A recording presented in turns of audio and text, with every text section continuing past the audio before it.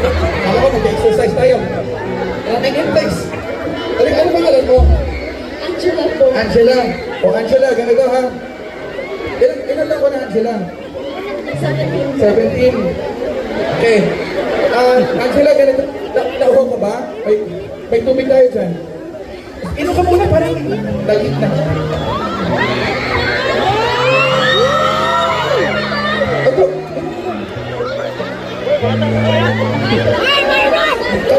Hindi totoo. May kanin si Tintin dyan. Okay ka na. Angela, ganito pagduduwit.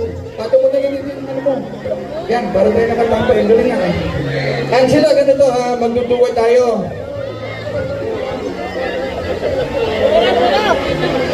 Kakatayin natin yung pangarap ng kita. Sandali, kailangan ng briefing. May instructions. Una, kakatayin ko yung first stanza. Okay, tsaka first chorus. Voice part yun. Huwag kang kakanta, huwag kang epal ha. Tapos, pagkatapos yung second stanza, tsaka second chorus, patapan yung mic. Para makikipag-feedback. Tapos yung second chorus, tsaka second stanza, sa'yo naman yun, girls part yun. Kantay mo na maayos, tapos ako bala sa'yo, hindi kita papabayaan, okay?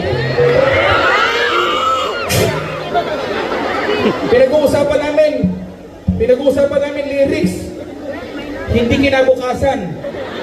At tapos, ang duwa tayo, tapos pagdating ng Chinese part, galingan mo ha. At pero tagalogin mo, pero alam mo Chinese part, kantahin mo anong gusto mo. Tapos duwa tayo ulit, okay? Okay, basta hindi kita papabayaan.